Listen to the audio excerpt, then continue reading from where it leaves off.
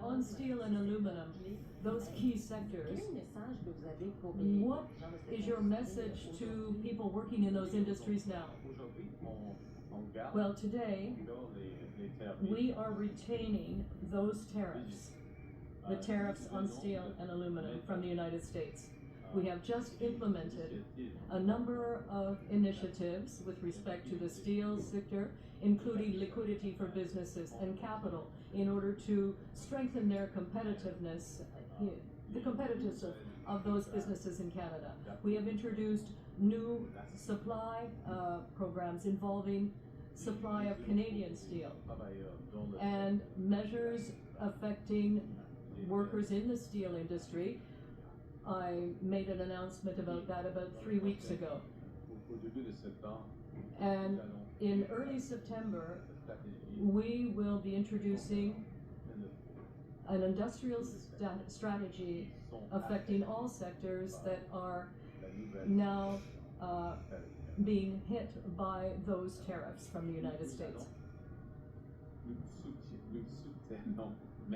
So we will support those industries, we will support the workers in those industries, and there's no doubt about that. Kyle Duck in the Canadian Press. Mr. Carney, thank you for taking our questions. Your critics are going to say that this is an elbows down approach, that you're backing down to Trump.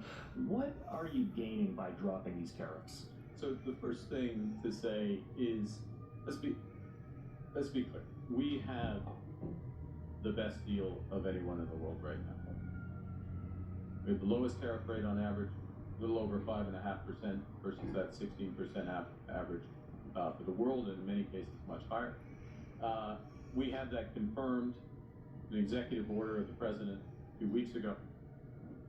It's important that we preserve that. It's important that we preserve that while we focus on two things: the strategic sectors, steel, aluminum, autos, lumber, and we focus on the upcoming review and likely changes to FISMA. So we are matching something the Americans have done first. And it's very significant, it's unique, we get the benefit. The second thing is, and I'll take your analogy, and I have played some hockey over the years, and there is a time in a game, in a big game, and this is a big game, when you go hard in the corners, the elbows up. The time in a game, we drop the gloves in the first period and send a message. And we've done that pretty uniquely in the world. We happen to have the best deal with the Americans right now. I know. But there's also a time in a game where you want the puck, you want a stick handle, you want to pass, you want to put the puck in the net. And we're moving later into the game. We're at that time of the game. And that's where the engagement is. And the German government says that you're going to Berlin next week. Can you tell us why you're going to Europe and what you're hoping to accomplish there? I'm very much looking forward to meeting with the Chancellor, members of his cabinet, a number of German businesses next week, next Tuesday. And it's picking up on discussions that we have had since we first met in Rome and in April, subsequently at the G7 and along the way, about how we can deepen our economic and security partnership with Germany, how we can turn the opportunities that exist already under CETA, our free trade agreement with Europe, but also across broader areas, and how we work and develop those.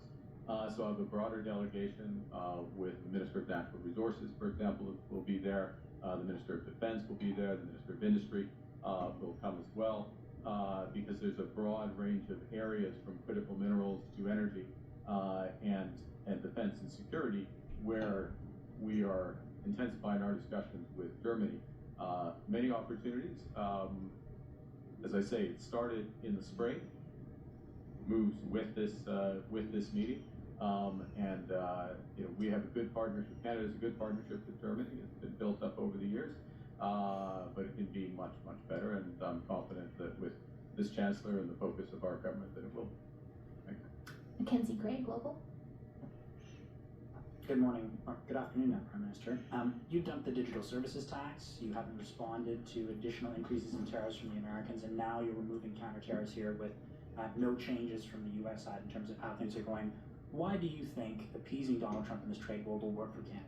Well, the first thing is we're matching what the United States has done, what the President has done. We have the best deal of any country with the United States right now. 85% of our trade is tariff-free.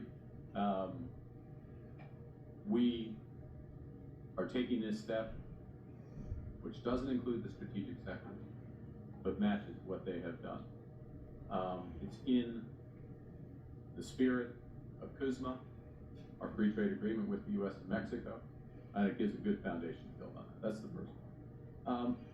The second is that the President and I had a long conversation yesterday, and we see the opportunity to build on where our relationship already is. There's a host of areas for investment in both our economies, a host of areas on the security side that we can build on, and we intend to advance those discussions as rapidly as possible. So the foundation is very strong. The opportunity is great, and we want to focus on those opportunities both. And I want to emphasize this. I know it's a little complex, but there is a review of CUSMA coming, that free trade agreement. It's due to happen in the spring. Preparation should start now. We're starting our preparations. We're updating our preparations. I'm sure the other parties will soon as well. But we're not going to wait. We don't want to wait for that process for those strategic sectors. It goes back to the earlier question about Madame's question about the workers and the businesses and steel and the most affected sectors. We're very focused on this right now, taking a number of measures to support them directly in Canada, including Buy Canada, diversification, and other aspects. But of course, part of this is getting to a better balance with the United States, and that's the immediate discussions we're having. At pretty much every stop during the election, you referenced doubles up and saying that was going to be the strategy you take with the Americans. You also consistently said that Donald Trump was trying to break us so he could own us. Your new argument today is that Canadians should accept basically the best of a bad deal. What's been the change? Wait. I reject the premise of that question, or your characterization of what I'm saying. We have the best deal in the United States right now. Okay, we have the best deal. Look at the numbers. Our tariff is 5.5%. We have 85% of our goods are free trade. It's not what we used to have. Nobody has a deal with the United States that they used to have. Nobody does. They have fundamentally changed. It's their right. We respect it. They have fundamentally changed their trade policy. They have new objectives. And they haven't just talked about those objectives.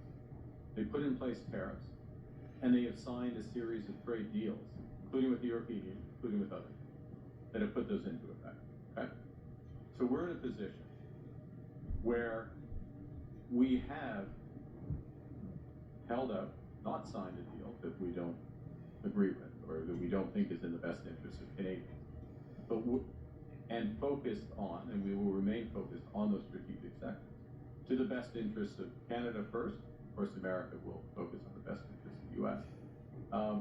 But we do so from a position where we're respecting, with this decision, we're respecting our agreement with the United States, and we are matching what they have done. That puts us in a good position for the next phase of these negotiations. Rachel Haynes.